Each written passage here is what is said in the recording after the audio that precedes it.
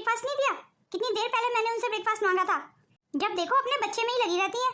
आपने बड़ी भाभी को कुछ ज्यादा ही सिर पे चढ़ाया हुआ है। अरे तुझे ब्रेकफास्ट नहीं दिया तो उसने मुझे ही कौन सा ब्रेकफास्ट दे दिया है? मैं भी अभी तक ब्रेकफास्ट का इंतजार कर रही हूँ। बस एक बच्चा क्या पैदा कर दिया है उसने, उसी में लगी रहती है। घर में किसी को खाना है पीना है, कोई इंतजार कर रहा है? नहीं, उसे कोई मतलब ही नहीं है। अरे मैंने भी तो 2-2 बच्चे पैदा किए हैं, पाले हैं। मैंने घर के काम भी किए हैं साथ साथ। पर ये एक बच्चा पैदा करके पता नहीं कौन सी महारानी समझने लगी है अपने आप को। ध्यान ही नहीं है कि घर में कोई भूखा बैठा है। मुझे कुछ नहीं पता माँ, आप मेरे लिए फटाफट ब्रेकफास्ट मंगा दीजिए, मुझे बहुत तेज भूख लग रही है। हाँ तो रुक, मैं अभी मंगाती हूँ तेरे लिए नाश्ता। रेनू, रेनू, आज नाश्ता मिलेगा या नहीं? देख लो माँ, हाँ या ना में कोई जवाब भी नहीं दे रही है। मैं सब देख रही हूँ और सब समझ रही हूँ। इसके माँ बाप ने यही सिखाया होगा बड़ों का निरादर करना। अगर आपके बेटे की शैनी होती ना तो आपकी बहू इतनी बिगड़ती नहीं। खबरदार आंचल, जो उसे मेरा बेटा बोला। जतिन मेरा बेटा नहीं है, मैंने उसे पैदा नहीं किया। उसे पालना तो मेरी मजबूरी थी। मेरे तो सिर्फ तुम 2 ही बच्चे हो, मेरा छोटा बेटा विशाल और एक तू। अरे माँ, आपके कहने से ये बदल थोड़ी जाएगा कि पापा के हम 3 बच्चे हैं। जतिन भैया हमारे बड़े भैया ही रहेंगे, भले ही आप उनकी सौतेली माँ क्यों न ठहरी। मेरा तो इस जतिन से और इसकी बीबी से कभी मन नहीं मिला। सच पूछे ना तो मुझे तो ये दोनों इस घर में बोझ लगते हैं, बोझ। मेरी तो छोटी बहू आ जाएगी, वही इस घर को संभालेगी। अब मैं तो घर की चाबियां और घर की सारी जिम्मेदारी अपनी छोटी बहू को दूंगी और खुद सारी जिम्मेदारियों से मुक्त होना चाहती हूँ। अरे वाह माँ, आपने ये तो बहुत अच्छा फैसला लिया। छोटी भाभी हमारा कितना ख्याल रखती है माँ। जब भी अपने मायके से आती है हम लोगों के लिए कितने महंगे महंगे गिफ्ट लाती है। मैं तो बस उनके मायके से आने का इंतजार करती रहती हूँ ताकि वो मेरे लिए महंगे महंगे गिफ्ट लाए। और आपकी इस बड़ी बहू को तो मुझे भाभी कहने का भी मन नहीं करता। मैं तो ये कहती हूँ माँ, बड़े भैया को और इस भाभी को दोनों को इस घर से अलग कर दो, अपना खर्चा खुद उठाएंगे। हाँ चाहती तो मैं भी यही हूँ। बस मेरी छोटी बहू एक बार इस घर की जिम्मेदारी संभाल ले, उसके बाद इस बड़ी बहू का भी पत्ता काट दूंगी इस घर से। ये दोनों चाहे अलग रह के भूखे मरे या जिंदे रहे, मुझे उससे कोई फर्क नहीं पड़ेगा। हमारा कोई लेना देना नहीं होगा इन दोनों से। माँ जी दीदी, लीजिए नाश्ता ले आई हूँ। आ गई तू महारानी, इतनी देर से आवाज लगा रही थी तुझे, कहाँ मर गई थी? वो माँ जी आज आपके बेटे को बुखार चढ़ गया था, उन्हीं को देख रही थी। उन्हीं को नाश्ता और दवाई देने चली गई थी माँ जी। जतिन आज घर पे है, ऑफिस नहीं गया? जी माँ जी, आज वो घर पे ही है। उनकी तबीयत ठीक नहीं है ना, इसीलिए आज उन्होंने छुट्टी कर ली। अरे ऐसी क्या मौत आ गई उसकी तबीयत को जो आज वो ऑफिस भी नहीं गया? मैं देख रही हूँ आजकल जतिन बहुत छुट्टियां करने लगा। जरूर ये भी तू नहीं बोला होगा उसे छुट्टी करने के लिए? नहीं नहीं माँ जी, मैंने तो कुछ नहीं बोला। वैसे भी माँ जी वो कहाँ रोज छुट्टी करते हैं, वो तो आज तबीयत खराब थी इसीलिए छुट्टी कर ली उन्होंने। अरे बहू, उसे छुट्टी करने की जरूरत क्या थी? अब उसके ऑफिस वाले एक दिन की भी तनख्वाह काट लेंगे। वैसे भी तेरा पति कौन सा लाखों रुपए कमाता है, मुश्किल से 8-9 हजार रुपए कमाता है। उसमें से भी 2-2.5 हजार रुपए तो उसके किराए भाड़े में खर्च हो जाते हैं। बाकी पैसे जो बच जाते हैं उन्हें मुझे दे जाता है। और इस बार तो पैसे वैसे भी कम देगा, उसकी छुट्टियों के पैसे जो काट लेगा उसका मालिक। कुल मिला के ये कहूँ ना बहू कि तुम दोनों इस घर में बोझ हो तो गलत नहीं होगा। अब मेरा विशाली कहाँ तक संभाले, वही तो एक कमाने वाला है इस घर में। लीजिए माँ जी नाश्ता ले लीजिए। अच्छा बहू, आंचल का नाश्ता नहीं लाई तू? आंचल का नाश्ता कहाँ है? माँ जी आंचल दीदी ने तो मुझसे मना कर दिया था कि वो पराठे नहीं खाएंगी। क्यों झूठ बोल रही हो भाभी, मैंने कब मना किया आपसे? क्यों दीदी, जब आप किचन में आई थी और आपको मैं जब नाश्ता देने लगी थी तो आपने मना नहीं कर दिया था कि मेरे को भूख नहीं है, मैं नाश्ता नहीं करूंगी? और आपने तो ये भी कहा था कि आज आपको नाश्ता ही नहीं करना है। अच्छा तेरी इतनी हिम्मत, अब तू मेरी बेटी को झूठा बोलेगी? नहीं नहीं माँ जी, ऐसी कोई बात नहीं है, आप दीदी से पूछिए ना। मैं इससे पूछूं, उधर इंक्वायरी करूं, इससे अच्छा तो ये है ना बहू कि तू ही आंचल को साफ साफ मना कर दे कि तू उसके लिए नाश्ता नहीं बना सकती। माँ अब आप ही सोचिए, भला मैं क्यों नाश्ते के लिए मना करने लगी? देख बहू, तेरे इन रंग ढंगों से तो तेरा इस घर में गुजारा बिल्कुल नहीं है। और अब तो तू झूठ भी बोलने लगी है। अब जा किचन में और मेरी बेटी के लिए नाश्ता बना के ला। जी ठीक है माँ जी, अभी बना लाती हूँ। ये दीदी कितना झूठ बोलती है, इनकी वजह से हमेशा मुझे डांट खानी पड़ती है। आप देख रही है ना माँ, इन्होंने मेरे लिए नाश्ता भी नहीं बनाया है। अब मेरे ही घर में ये औकात रह गई है माँ, तो क्या फिर मैं अपने मायके आना भी बंद कर दूँ? अरे अरे आंचल, ये कैसी बातें कर रही है तू? ये तेरा मायका है, तेरा घर है, तू यहाँ कभी भी आ जा सकती है। बोला है ना अभी इसको, ये बना के लाएगी तेरे लिए नाश्ता, तू क्यों चिंता कर रही है? अगर बड़ी बहू को इस घर में रहना है ना तो काम तो करना ही पड़ेगा। ले, जब तक मैं जतिन को देख के आती हूँ कमरे में, तू ये वाला नाश्ता कर ले। मैं जरा इस जतिन के हालचाल लेके आती हूँ और पूछ के भी आऊंगी क्या जी ऑफिस क्यों नहीं गया। मुझे बड़ा मजा आता है जब इस बड़ी भाभी को डांट पड़ती है। जब देखो मुझे सीख देती रहती है, जब देखो छोटे मोटे काम बताती रहती है मुझे। अरे अब मैं घर के काम करने आती हूँ या यहाँ आराम करने आती हूँ? अब दोबारा से नाश्ता बनाएगी ना, फिर इस भाभी की अकल ठिकाने आएगी। अरे मेरा बेटा क्यों रो रहा है? जतिन, तू आज काम पे नहीं गया?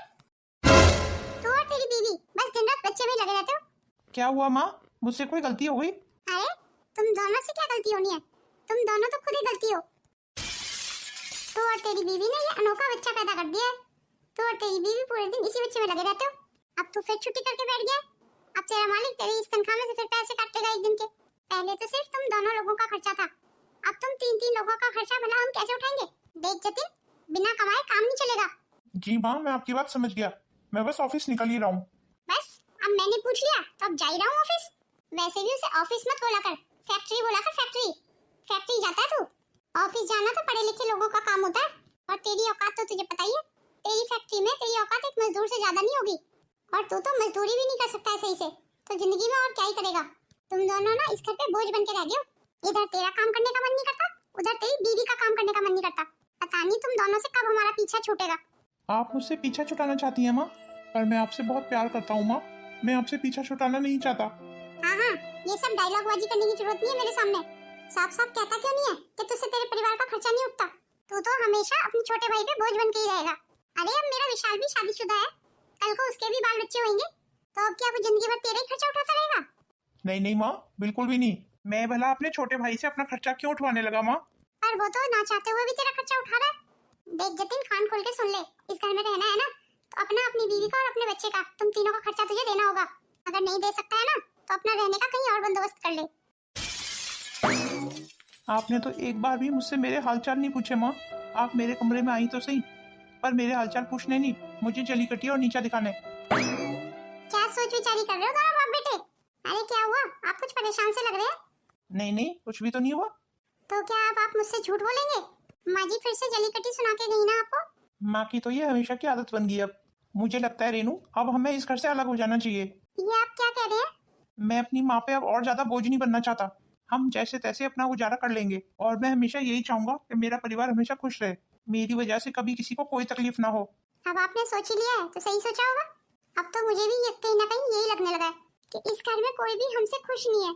शायद मैं माँ का सौतेला बेटा हूँ, इसलिए माँ ने मुझे कभी प्यार नहीं किया। अरे नहीं नहीं, अपनी माँ के प्यार पे कभी शक नहीं करते। हाँ, थोड़ा बहुत कम और ज्यादा तो होता है हर माँ बाप का प्यार, पर आप ये नहीं कह सकते कि वो आपसे प्यार ही नहीं करती। आप देखना, एक दिन सब कुछ ठीक हो जाएगा। तुम्हारी इन सब बातों से मुझे बड़ी हिम्मत मिलती है। चलिए खैर, ये सारी बातें छोड़िए, आपके लिए नाश्ता ले आऊं? नहीं नहीं, नाश्ता नहीं लाओ, मेरे लिए लंच पैक कर दो। मैं बस फैक्ट्री पे निकल रहा हूँ। जी चलिए ठीक है, जैसी आपकी मर्जी। घर में कोई दिखाई नहीं दे रहा है, माँ जी कहाँ है?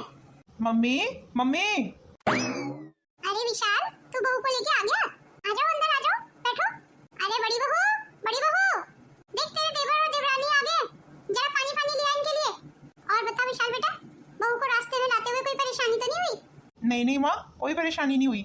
माँ जी, मेरे पापा मम्मी ने आप लोगों के लिए बहुत महंगी महंगी और अच्छी अच्छी साड़ियाँ भेजी हैं, और आपके लिए सोने के झुमके भी हैं। पहले मुझे एक कप चाय पिला दीजिए आप। हाँ हाँ बेटा, क्यों नहीं, अभी मंगवाती हूँ।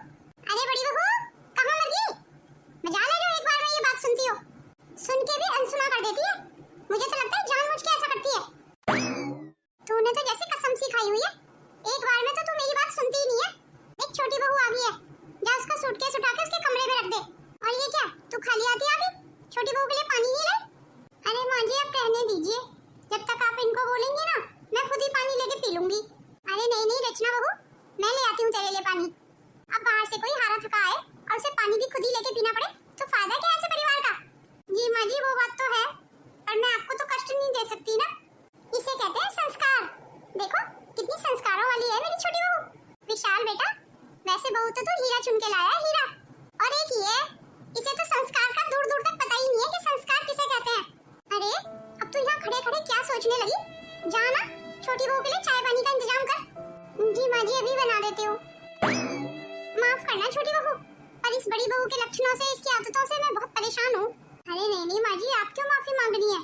कोई बात नहीं है, अब घर में कोई बंदा खराब होता है तो पूरे परिवार को मिलकर झेलना ही पड़ता है उसे। अब मैं आ गई हूँ ना, अब आप देखना सब ठीक हो जाएगा, मैं सब ठीक कर दूंगी माँ जी। ठीक है माँ, मैं मेरे कमरे में जा रहा हूँ, थोड़ा हाथ मुंह धो लेता हूँ। और बता छोटी बहू, तेरे मायके में सब ठीक है? जी माँ जी, सब ठीक है। जिसे देखो सब आपके बारे में ही बात करते रहते हैं। कहते हैं रचना की सास, रचना ने जरूर कुछ अच्छे कर्म किए होंगे जो सिर्फ ऐसी सास मिली है। अरे बहू, ये तो तेरे मायके वाले भी खुद इतने अच्छे हैं जो ऐसा बोलते हैं मेरे लिए। जो जैसे होते हैं ना वैसे ही दूसरों के लिए भी बोलते हैं वो। चल तू भी जा अपने कमरे में कपड़े वगैरह चेंज कर ले, हाथ मुंह धो ले, उसके बाद में ढेर सारी बातें करेंगे। माँ जी खाना भी बनवा दीजिए, मुझे ना बहुत तेज भूख लग रही है। हाँ हाँ क्यों नहीं, मैं अभी बड़ी बहू को बोल देती हूँ, तेरे लिए अभी खाना बना के लाएगी। तू जा अपने कमरे में पहुँच, मैं तेरा सूटकेस भी तेरे कमरे में ही रखवा दूंगी और बड़ी बहू चाय भी तुझे तेरे कमरे में ही दे आएगी। जी माँ जी आपका बहुत बहुत धन्यवाद। हाय कितनी संस्कारों वाली है मेरी छोटी बहू। अब ये चाय यहाँ क्यों लेके आ गई, जा इसे छोटी बहू के कमरे में दे के आ और उसके बाद छोटी बहू के लिए उसके पसंद का खाना भी बना देना। मेरी छोटी बहू को बहुत तेज भूख लग रही है। जी ठीक है माँ जी। और हाँ ये वाला सूटकेस उठा के छोटी बहू के कमरे में रख दे। जी माँ जी अभी चाय देके आ रही हूँ सबको, उसके बाद रख दूंगी। भाभी ये मेकअप बॉक्स मेरे लिए है। हाँ हाँ दीदी आपके लिए ही लाई हूँ, ब्रांडेड है ब्रांडेड। मेरे पापा दुबई गए थे ना, वहीं से आपके लिए मंगवाया है मैंने। अरे वाह भाभी, सचमुच ये मेकअप बॉक्स तो बहुत सुंदर है। अरे भला सुंदर क्यों नहीं होगा, मेरी बहू जो लेके आई है। दीदी देखिए ये साड़ी भी लाई हूँ आपके लिए, देखिए खोलिए कितनी महंगी साड़ी है। अरे वाह भाभी, साड़ी सचमुच बहुत सुंदर है। माँ जी ये साड़ी और कानों के झुमके आपके लिए। अरे बहू ये कानों के झुमके फिर से, ये सोने के हैं ना? जी हाँ माँ जी सोने के हैं। अब भला मैं आपको नकली कानों के झुमके दूंगी? अरे नहीं नहीं बहू मेरा वो मतलब नहीं था। ओहो माँ जी मैं तो भाभी के लिए कुछ लाई ही नहीं। अरे तो तू इतना दुखी क्यों हो रही है, नहीं लाई तो नहीं लाई। बड़ी बहू कौन सी इतनी घर की महत्वपूर्ण है? नहीं माँ जी फिर भी अगर भाभी को पता चलेगा कि मैं सबके लिए कुछ न कुछ लाई हूँ और भाभी और भैया के लिए कुछ नहीं लाई, मुझे भाभी के लिए सचमुच बहुत बुरा लग रहा है। माँ जी देख बहू, बड़ी बहू के लिए तुझे दुखी होने की जरूरत नहीं है। और वैसे भी सच बताऊं ना बहू, इस घर में बड़ी बहू की हैसियत एक नौकरानी से ज्यादा नहीं है। मैं तो उसे नौकरानी ही मानती हूँ और नौकरानियों के लिए ऐसे दुख नहीं किया जाता, समझी बहू? सही मायने में इस घर की बहू तो तू ही है, हम सब तुझे ही अपनी बहू मानते हैं।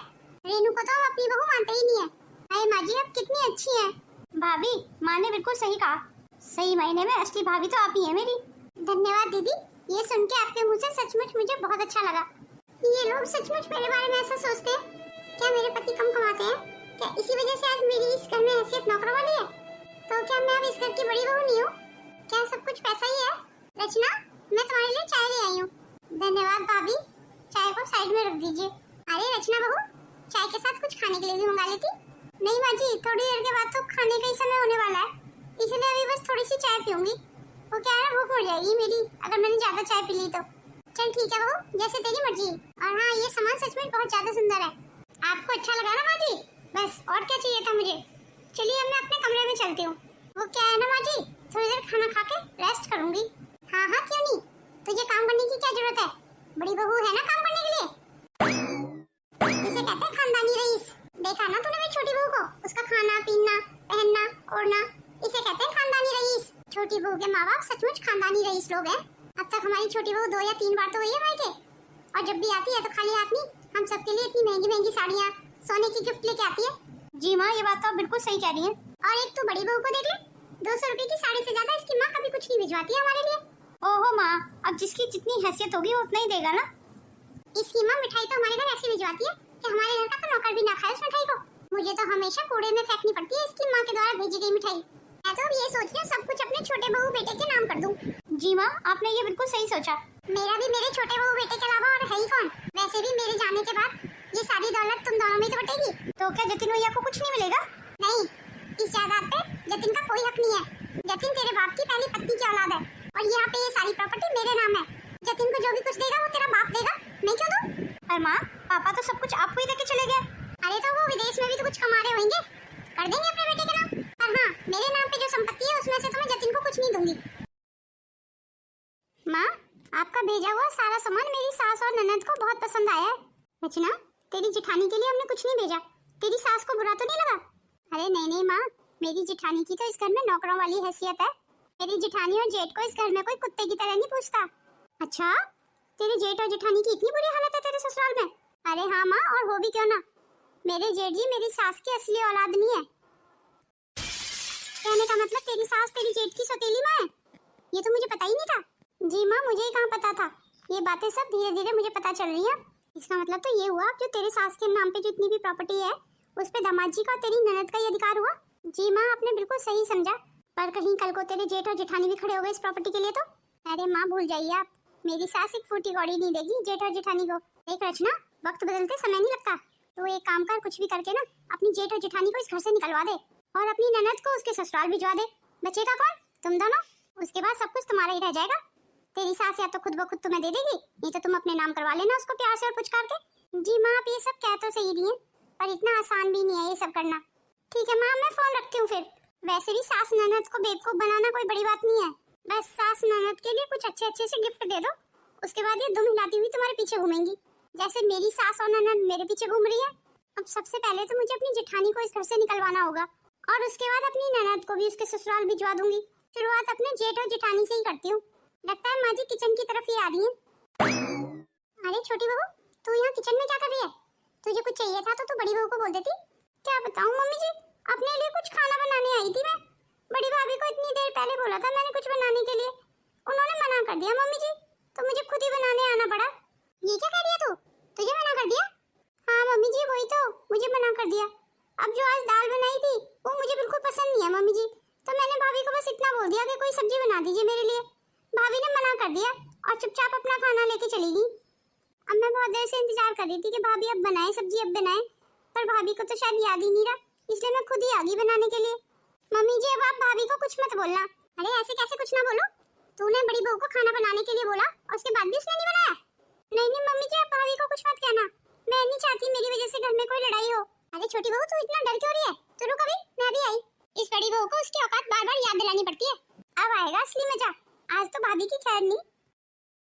सुबह से काम कर करके थक गई मैं, पहले थोड़ा सा कुछ खा लेती हूँ, फिर मैं रचना के लिए कुछ बना दूंगी। बड़ी बहू, तेरी इतनी हिम्मत, तू अकेले यहाँ बैठ के खाना खा रही है, जबकि छोटी बहू ने अभी तक खाना खाया भी नहीं है। ये आपने क्या किया माँ जी? तेरी हिम्मत भी कैसे हुई खाना खाने की, जब तक मेरी छोटी बहू ने खाना नहीं खाया? शायद तू भूल गई है, घर के नौकर पहले मालिकों को खाना खिलाते हैं, उसके बाद खुद खाना खाते हैं। ये आप क्या कह रही हैं माँ? क्यों, तुझे सुनाई कम देता है? दोबारा बोलूं? मैं ये जानना चाहता हूँ माँ, आप नौकर कैसे बोल रही हैं? मैंने हमेशा आपकी इतनी इज्जत की, आपको हमेशा अपने सिर माथे पे रखा, उसके बाद भी आपने मुझे ये सिला दिया? आज मेरी पत्नी इस घर में अपने मर्जी से खाना भी नहीं खा सकती? आज तो आपने हद ही कर दी। रेनू, अपना सामान पैक कर ले, हम आज की आज इस घर को छोड़ देंगे। नहीं चाहिए मुझे ऐसा परिवार, और आप जैसी माँ तो भगवान कभी किसी को ना दे। बड़ी जवान चल रही है तेरी, मेरे सामने पहली बार सिर उठा के बात कर रहा है आज। क्योंकि आपको प्यार की भाषा कभी समझ ही नहीं आई माँ। आपने तो माँ के नाम को कलंकित कर दिया। आज मैं आज जा रहा हूँ ये घर छोड़ के। अब आप मुझे बुलाएंगी भी ना, तब भी नहीं आऊंगा मैं। हाँ हाँ, तो जा ना, धमकी किसे दे रहा है? मैं तो कब से चाहती थी कि तू निकल जाए अपनी बीवी बच्चों को लेके इस घर से, क्योंकि मुझे नफरत है तुझसे और तेरी शक्ल से। चलो रेनू, अब हम इस घर को हमेशा हमेशा के लिए छोड़ देंगे। अरे आज आप इतनी जल्दी आ गए ऑफिस से? हाँ, आज ऑफिस में जल्दी काम खत्म हो गया था, इसलिए मैं जल्दी आ गया घर। तुम कहाँ गई थी वैसे? मैं पड़ोस वाले दुबे जी के घर गई थी, उनके कपड़े सिले थे ना, वही देने गई थी। मेरी वजह से तुम्हें कितनी तकलीफ होती है, मेरे होते हुए भी तुम्हें काम करना पड़ रहा है। देखिए जी, ऐसे मन मत छोटा कीजिए, काम करना कोई बुरा थोड़ी होता है। क्यों, आपको अच्छा नहीं लगता है कि मैं काम करूं? मुझे माफ कर दो, मैं तो तुम्हारी रोजमर्रा की जरूरतें भी नहीं पूरी कर सकता। देखिए जी, अब आप ऐसी बातें करेंगे ना तो फिर मुझे बुरा लग जाएगा। चलिए अंदर चलिए, मैं आपके लिए चाय बना के लाती हूँ। नहीं, चाय आज हम बाहर पियेंगे, वो भी टपरी वाले से, और तुम्हारा जो भी मन हो वो खा लेना वहाँ पे। क्यों, चलोगी ना मेरे साथ? हाँ हाँ, क्यों नहीं चलूंगी, जरूर चलूंगी। मैं मेरे मुन्ने को भी तैयार कर लेती हूँ। ठीक है, तो तुम बाहर आ जाओ तैयार होके, मैं तुम्हारा बाहर ही इंतजार कर रहा हूँ। भैया भैया। अरे आंचल, तू इस हाल में? सब ठीक तो है? नहीं भैया कुछ ठीक नहीं है भैया। आंचल, क्या हुआ है? मुझे कुछ बताएगी तू? भैया माँ को बचा लो, माँ मर जाएगी। पर माँ जी को क्या हुआ है? आप ऐसा क्यों बोल रही हैं? माँ जी तो देवर और देवरानी जी के पास है ना, और देवर जी और देवरानी जी तो माँ जी का बहुत ध्यान रखते हैं, फिर ऐसा क्या हो गया? ऐसा मुझे भी लगता था भाभी, पर ऐसा कुछ भी नहीं है। भैया आप मेरे साथ चलिए, नहीं तो छोटे भैया और भाभी माँ को मार देंगे। पर विशाल ऐसा कैसे कर सकता है? घर की प्रॉपर्टी की मालकिन तो माँ ही है ना अभी। पर अब माँ प्रॉपर्टी की मालकिन नहीं है, सारी प्रॉपर्टी की मालिक विशाल भैया और उनकी बीवी है। माँ को लगा कल को कहीं तुम अपनी प्रॉपर्टी के हिस्से के लिए ना खड़े हो जाओ, इसलिए माँ ने सारी प्रॉपर्टी विशाल भैया के नाम कर दी। पर उस प्रॉपर्टी पे तो तेरा भी अधिकार था। आपको पता है भैया, छोटी भाभी ने माँ के ऐसे कान भरे मेरे खिलाफ कि माँ ने मेरा मायके आना जाना ही बंद करा दिया। पिछले 2 साल से तो मैं मायके भी नहीं गई हूँ भैया, पर उस दिन मेरा मन नहीं मान रहा था और मैंने माँ को फोन कर लिया। फिर मुझे पता चला कि छोटे भैया भाभी ने माँ को स्टोर रूम में पटका हुआ है। स्टोर रूम में पटका हुआ है? पर क्यों? माँ को कोरोना हो गया है ना भैया। ये तू क्या कह रही है? पर ये सब तुझे कैसे पता? माँ ने छुपते छुपाते छोटी भाभी के फोन से मुझे फोन करके बताया भैया, तभी मुझे पता चला। भैया आप मेरे साथ चलो जल्दी, नहीं तो वहाँ माँ अकेले रह रह के मर जाएगी।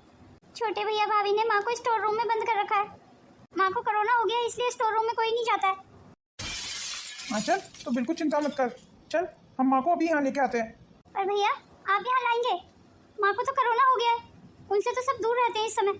ये कैसी बात कर रही है तू? कोरोना हो गया तो क्या हो गया? मैं अपनी माँ को वहाँ मरने के लिए छोड़ दूँ?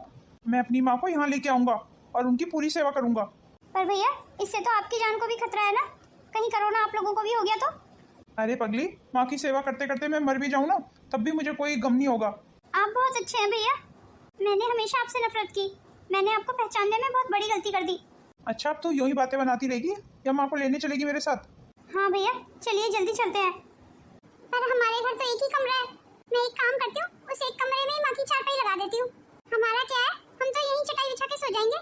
हाँ यही ठीक रहेगा, ऐसे ही करती हूँ मैं।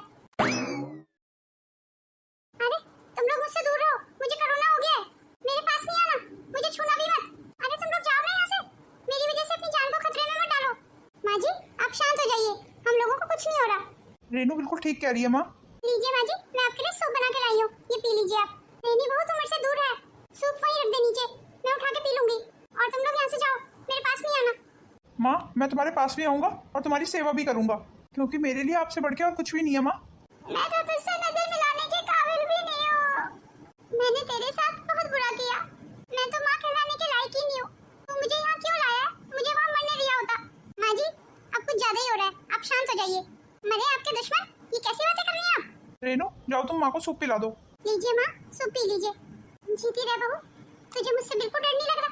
डर किस बात का माँ, मरना तो एक दिन सबको ही है। अगर आपकी सेवा करते करते हम मर भी गए ना माँ, तब भी हमें मुक्ति मिलेगी। वैसे आप मेरा विश्वास कीजिए, हमें कुछ भी नहीं होगा। तू कितनी अच्छी है बहू, मैं आज तक इस बात को समझ ही नहीं पाई। हमेशा एक छलावे के पीछे भागती रही, जबकि मंजिल तो मेरे सामने ही खड़ी थी। अब आप जल्दी जल्दी सूप पी लीजिए माँ जी, तब तक मैं आपके लिए अदरक वाली कड़कती हुई चाय लेके आती हूँ। लगता है मुन्ना रो रहा है बहू, जा तू मुन्ने को देख। मैं देख लेता हूँ मुन्ने को। माँ जी आपको और भी किसी चीज की जरूरत है तो मुझे बता देना, वैसे मैं यही चटाई बिछा के आपके पास लेटी रहूंगी जब तक आप ठीक नहीं हो जाती ना माँ जी। मैं आपको एक पल के लिए भी अकेला नहीं छोड़ूंगी। आपको यहाँ पे सुख सुविधाएं तो नहीं मिलेंगी माँ जी, पर हाँ ये मेरी गारंटी है कि आपको प्यार भरपूर मिलेगा। हम लोगों के पास पैसा नहीं है माँ जी, पर प्यार की कोई कमी नहीं है। मुझे बस अपने बच्चों का साथ चाहिए बहू, और कुछ नहीं। मुझे अब ये बात समझ में आ गई है, एक समय आने पर पैसा भी हमारा साथ छोड़ देता है, पर हमारे अपने नहीं। भगवान ने आज मुझे मेरी चालाकी का ही दंड दिया है, और ये दंड मुझे मिलना भी चाहिए था।